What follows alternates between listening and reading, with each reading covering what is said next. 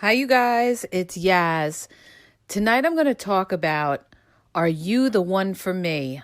Let's say you're dating somebody and you really like this person, but you're unsure. Is this person who I'm supposed to be with? Is this person the person that I'm supposed to spend the rest of my life with?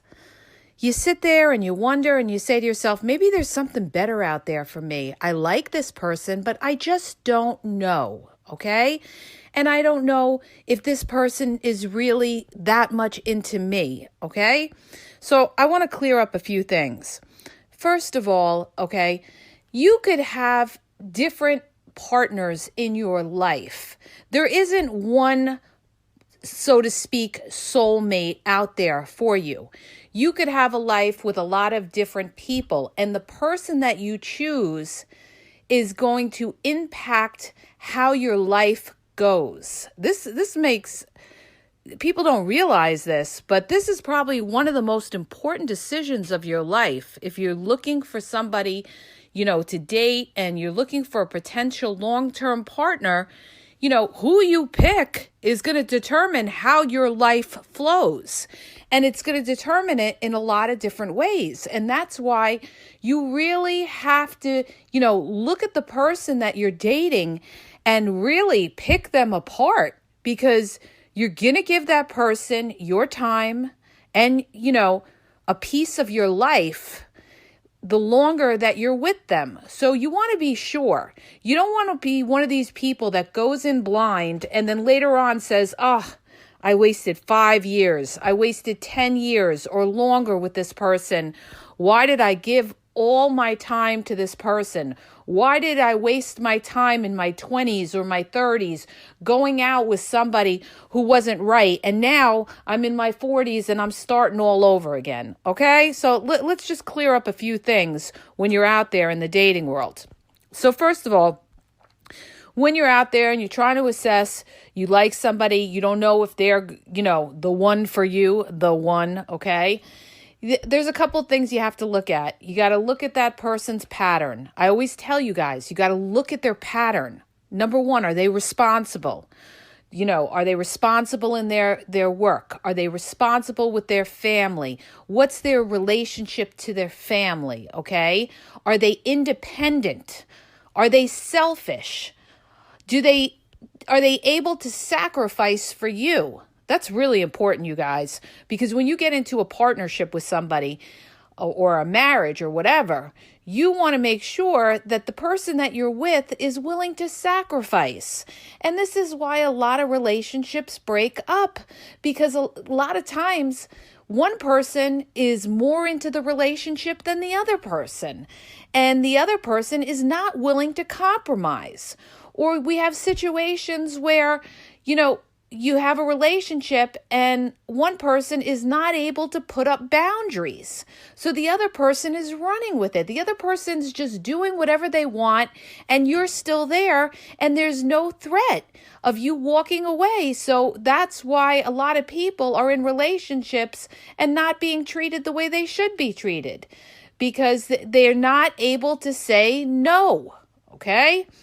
And the thing you got to remember is, no matter what relationship you get into, the thing you have to remember is you never want to be 100% dependent on another person, okay? Because you don't know what could happen later on in life. Things happen all the time, you guys. People get divorced after 20 years, 30 years, or whatever in marriage. Things happen. Sometimes people fall out of love. Sometimes people get bored or get tired of it. Sometimes people go through midlife crisis. Sometimes people want something new. Sometimes there could be a financial hardship and it causes a lot of problems, or there could be family problems. There's 1,000,001 different reasons, okay? But the bottom line is, you have to empower yourself that no matter what relationship you get involved in, you can stand alone, okay? And what I mean by stand alone is that you're independent. You're able to take care of yourself. If today or tomorrow your relationship didn't work out, you know that you'll be okay. And there's so many people like in our group, right? On Facebook, we get a lot of people that, write and post and say things like, I'm in my marriage, or I'm in this long-term relationship and I have small children and I can't, he's treating me really badly, but I can't leave because I have nowhere to go. I don't know how I'm going to support myself. And let me tell you, that is a really tough and difficult situation to be in. It's a horrible situation to be in a relationship where you're so dependent on that other person, okay, that you don't know. You have to stay in, let's say, a toxic relationship because you're not financially able to be on your own, or you don't have that support system, or maybe emotionally you're not used to being on your own. So before you get involved in any kind of relationship and you're looking at somebody and you're saying to yourself, is this the one for me? First of all, I want you to look at yourself and I want you to ask yourself, am I able to, if this relationship didn't work out, am I okay? Will I be okay? Do I have myself together? Whether it's in my job, my career, whatever, that if this relationship didn't work out, I'll still be okay. That's number one. Number two, all right, when you're looking at this person and you're questioning yourself, you see, here's the thing. A lot of people, they always think the grass is greener, okay? No matter who you're with, unless you're going out with somebody and let's say, this person, they're a billionaire. I'll never find another one like that. And you're looking at it purely from a financial situation, and that's what you're looking for. That's one thing. But if you're looking at it and you're saying to yourself, you know what? I want to have a happy life. Is this person going to give me a happy life, or could there be somebody better for me? See, the thing is this. If you have to second guess it, then you are having doubts. You are having doubts. If you're with somebody and you're questioning whether this person is somebody, you want to be in a long-term relationship or be fully committed with, and you're unsure or you're wavering, you're not 100% in on that person, okay? Because when you're 100% in on that person, you wouldn't even question it. So, you have to know yourself. And the other thing too is you have to also know whether you are ready. Because a lot of people, they feel that pressure, they get to a certain point in life and they say to themselves, it's time for me to settle down. I like this person. Should I settle down with them and everything like that? But maybe you're just not ready. And you have to own that, okay? If you're questioning whether you're ready or not, then you're not ready. So the point I'm trying to make is this. When you're looking at this person and you're trying to figure out, is this the one? Ask yourself a few questions. Am I happy with this person? Does this person give me peace? Is this so important? Do they give you peace? That's the difference between being with somebody who's going to make you happy and a toxic partner where there's never peace. When you're dealing with a toxic person, whoever it could be, whether it's your partner or whoever it is in your circle of life, a toxic person will always cause, ups and downs. You will never be able to be at peace. You'll be at a point where you're always walking on eggshells, or you have a pit in your stomach over something, or maybe you're afraid to bring up certain things to that person that they might blow up on you, or they'll give you the silent treatment, or, do things like that. But the point I'm trying to make is, are you dealing with somebody who is a giving person that wants to see you happy? That's really important. Does this person want to see you happy? All right? Does this person care when you're upset? These are all very important things when you're trying to assess, is this the person for me? The other thing is, you have to look at this person's goals and where do they see themselves in 5-10 years? What's in their head? And are you guys on the same path? For instance, whether you want to have children, is this person somebody that likes children, or is this somebody that doesn't like children? That's a big issue. I went through a lot of these on some of my earlier podcasts of certain things that you need to look for. You want to make sure you guys are on the same page and you want the same things. You're working like a team. The person that you get involved with is going to complement you, and you're going to work together for a common goal.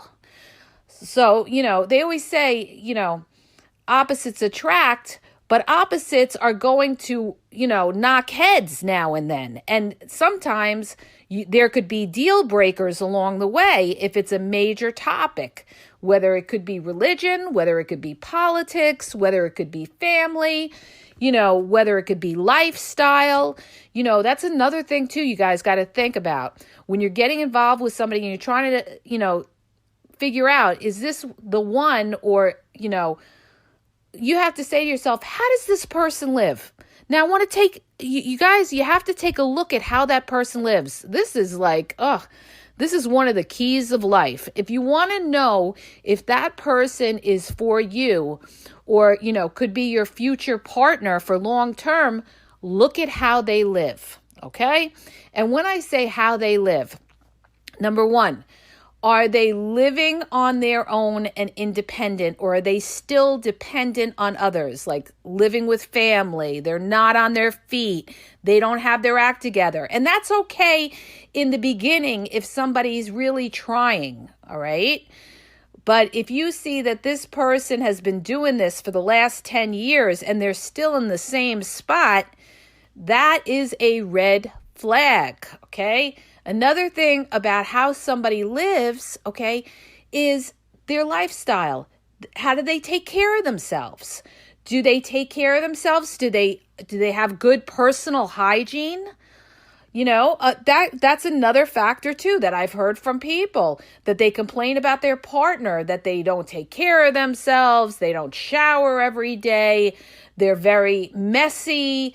Like you have one partner that's very clean and you have another partner that's messy or doesn't help out around the house or whatever. These are all things you got to think about, you guys, because you don't want to be arguing with this person down the road. The other thing is, you when you're deciding if this person is for you, is you have to look at that person and say to yourself, are there things about that person that annoy me that are deal breakers? And when I say that, what I'm trying to say is this, okay? Let's say you're dealing with somebody and you're in a relationship and you really like this person and everything like that, and you're saying to yourself, this could be the one. This could be the one. But you notice that person is a flirt, okay? Maybe they're not doing anything, but they're constantly flirting. That could be a red flag. Why is it a red flag? Not necessarily that it means they're a cheater, but it means that they have that need for outside validation. They need that attention, or for their own self-worth, they want to feel like other people are looking at them or whatever, for their own self-esteem. So you got to ask yourself, are you dealing with somebody who's, secure within themselves? Or are you dealing with somebody who constantly needs praise from others? That could be an issue down the road, okay? That could be an issue because we get a lot of questions too. A lot of people post in our group about how, their man or their woman is on social media and they're constantly talking to other people, and it really annoys them, and they're saying to their significant other, oh, she's jealous, blah, blah, blah, blah, blah. And I want to get into that issue as well, okay? Because with the jealousy issue, here's the thing, you guys. If somebody is making you feel secure within your relationship, you should not feel a sense of jealousy. You see what I mean? A lot of times people get jealous because their partner may not be making them feel secure, because there's something there. There's an underlying red flag, a subtle red flag there. In other words, I'll give you an example. Let's say your partner's on social media and they're flirting, but it's not over the top. They may just be commenting on a female's post and saying, "Oh, you look so nice," or something like that, but not going over the top. Now, you have to know yourself whether that is something you will tolerate or something that crosses your boundary. So this is very important, you guys. Listen and listen good. You have to know what your boundaries are. Okay? What's a deal breaker for you? And what's really good to do is to make a list of these things. What are my deal breakers? What are my deal breakers? For instance, my deal breaker could be, somebody who doesn't call me back for 5 hours and, they have their phone on them and there's no excuse. All right. That could be a deal breaker. Or somebody who stays out all night and doesn't contact me till 5 o'clock in the morning. Okay. Huge red flag right there. Hello. All right. That's a deal breaker. Another deal breaker could be your partner, adding other females on his social media that he doesn't know, okay? That could be another deal breaker. So you have to know, okay, what are my deal breakers? And you have to communicate with your partner and let them know, you know what? That's not okay with me, all right? If you want to be with me, that to me is, not how I roll with a relationship. And you guys have to be on the same page with it. Whatever they're doing, they have to understand if they don't want you doing it, they shouldn't be doing it. Okay.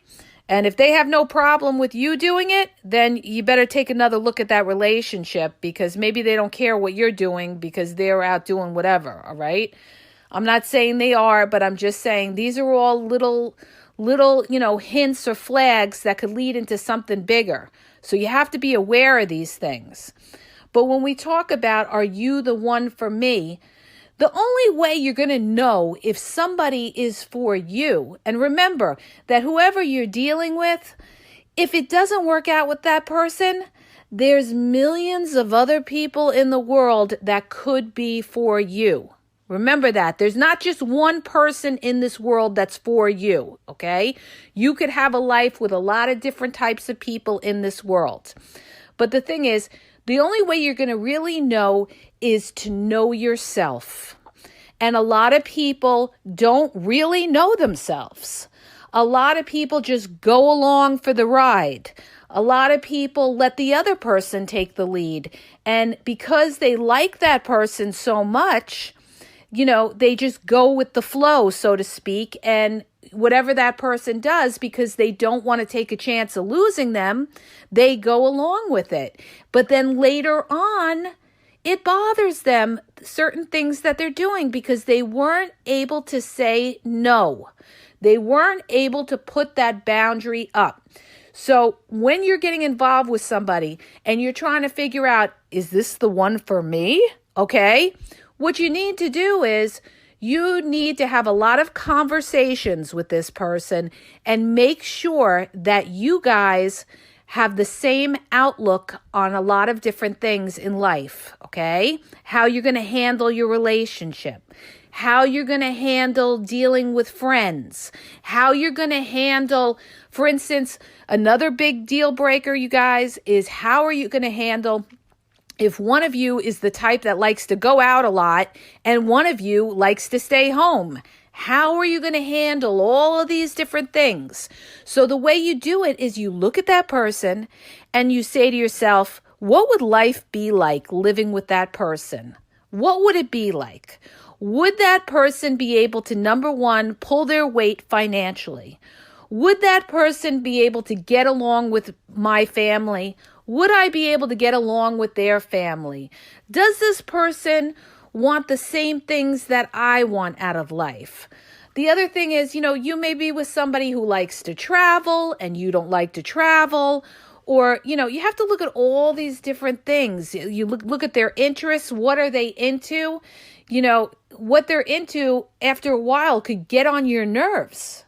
For instance, if you're dealing with somebody who's very much into sports and you're not into sports, or they're into some kind of hobby that you're not into, and maybe they like to go to trade shows or they like to do things like that, and that's where they're going to be spending their time all the time, is this going to be a deal breaker for you when they keep telling you they want to go to these places? Are you going to have a problem with that? Okay, like when they want to go to shows or whatever it could be, or if they're very attached to their family and they're always there on a Saturday afternoon, or they have children and they've got to fit their children into their schedule. Are you going to have a problem with that? That's for the people that get involved with somebody who have children. When you get involved with somebody who has children, you have to understand those children are a part of their life, all right? And, the children come first. You have to understand that. All right. So when you're looking at somebody for a life partner, you better figure out, are these things that you could deal with? All right. Now, another thing that I want to bring up is the passion factor. Okay. Because a lot of people, they get into long-term relationships or they get into marriages, and it's because they're very comfortable with that person and they feel like, okay, this person, they fit all the boxes. They got a good career. They have a good family. They're treating me pretty good. We're getting along. Everything's going well. Okay, it's all flowing. There's somebody I could depend on, but they're missing the passion factor. Okay, what's the passion factor? In other words, you have to have that chemistry with that person. Now, I'm always talking about, how you can't just have chemistry. You can't just have lust. You have to have other things going on with somebody. You have to look at the whole person, their character, and are they selfish and everything. But I'm also telling you, okay, this is very important, that, you have to also have the passion factor. Because here's the thing, you guys, if you get involved with somebody, let's say, quote unquote, is the, good guy or the good woman, and you figure, okay, I'm going to get committed into this relationship because, we'll just use this for example, he's a good guy and, there's nothing wrong with him and he treats me really good and everything like that, but you don't have that chemistry with that person. In other words, you could have sex with them and everything like that, but there is no fire there. All right? There is no passion there. And I'm going to tell you why that's important. That's important because I happen to know, I have 2 friends of mine that got divorced because of that, all right? They were involved with guys that, were decent guys, but the marriage just burnt out. Why did it burn out? Because the passion wasn't there. There wasn't that chemistry in the relationship. So, they ended up getting divorced and they were out there, they were looking for that passion. They were out there in the dating world and they're looking for that passion because they felt that passion was missing in their marriages. And the same goes for guys. This happens to a lot of men as well. They'll be in a marriage and they feel like that passion is gone. Why is the passion gone? Because you get stuck in that daily routine, that same daily routine, going to work, being tired. And then once you have kids in the mix, forget it, all right? Your life is not your own because all you're doing is you're doing for everybody else. By the time it's nighttime, you've had it. You're ready you pass out because you have so much on your plate. And you have to have the passion factor with your partner. You have to make the time to be with your partner and plan special things with your partner and to keep it spicy. Because if you don't, a lot of people, the passion burns out. That's why a lot of relationships don't work out, because people say, we grew apart. We grew apart. Well, people could grow apart for a lot of different reasons. They could grow apart maybe because they got married early and then later on, they just got tired of being with the same person and they want something new, all right? Or they married somebody young and then they realized that they really weren't compatible. There's a lot of different reasons behind that. But the point I'm trying to make is, you need to have that spark. You need to have that spark. And, it's funny, like a good friend of mine, she said to me, she's like, oh, it's so hard to keep that spark going. It is so hard to keep the spark going. That's why you got to be innovative, guy. First of all, you got to have a basic chemistry with somebody. It's either there or it's not. You can't make it. If you're a spicy person and you're with somebody who really has a very, dry personality or you're not compatible, and it's going to affect you in the bedroom because, you're going to love differently. So the thing is, you want somebody, if you're a fiery, passionate person, you want somebody who's like you, that can relate to you and can open up to you and to understand you. So that's like really important when you're getting involved in a relationship and you're sitting there and you're saying to yourself, is this the one for me? You need to have that, that chemistry, because if you just looking at somebody and you're saying they check the boxes, yes, they check the boxes, but that chemistry is not really there. I mean, you like the person. I'm not saying you don't like the person. And I'm not saying that, you can't have sex with that person. The sex is okay and everything. But, it's not 100% there. Later on, you're going to feel like you're missing out on something. I've seen this happen a lot of times, you guys. I just want to make you aware of that. So, you want to make sure that not only does that person, they have good character and you're on the same page and you want the same things in life and, you're coming together and you're both making sacrifices. You want to make sure that that passion is there. Very important, you guys. And you want somebody who's also a communicator, somebody that you could talk to, because there's people that can communicate and there's people that can't. All right. That's when we get into passive aggressive people. And I could tell you a lot about that. There's a lot of people out there that just can't communicate, and their way of dealing with it is to be passive aggressive, which means that, instead of telling you what's on their mind and being transparent, they yes you to death, and then later on they pay you back for something that you said or an argument or something like that. You want somebody who's transparent. You want somebody that could sit down and be open about how they feel, good, bad, or ugly, all right? They're able to communicate with you. That's very important, because if you're dealing with somebody who has a hard time being able to communicate, this could be a problem down the road, because you could be living in a house with somebody and, you're thinking everything's okay, and it's not. You're living with somebody who's got the mask on, that's putting on a fake mask because they're not able to communicate with you and tell you what's really bothering them. And later on, if they keep swiping it under the rug, later on, that person's going to blow up or walk out the door. This happens a lot, okay? Or in other cases, they're going to go to somebody else and start complaining about you to them and telling them all their problems that they're having in their relationship.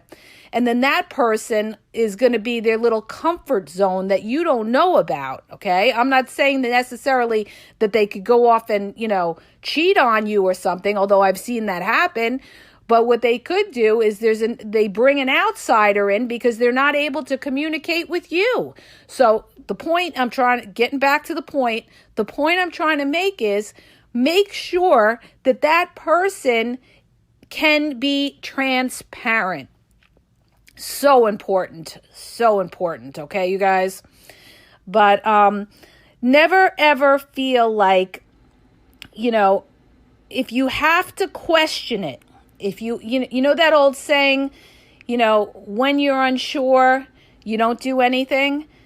That's exactly right. So if you're dealing with somebody and you feel like you're unsure whether they're the one or they could be the one, then, in your mind or in your gut, there's something there that you're not 100% on. You're not 100% in on, and you need to fine tune your thinking and say to yourself, what is it about this person that's making me feel reluctant as to whether they are the one?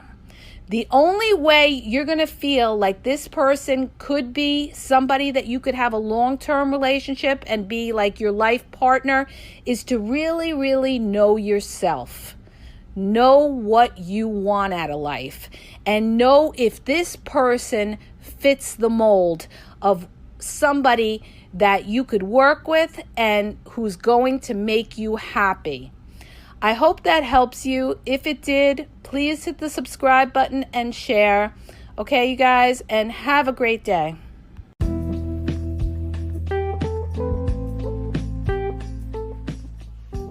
Are you having a problem in your dating or relationship life and you need a question answered?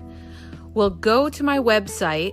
The link is in the podcast description, and you'll see how you can ask Yaz a question and get it answered confidentially. So go to the podcast description and look for the link where it talks about how Yaz will answer your question.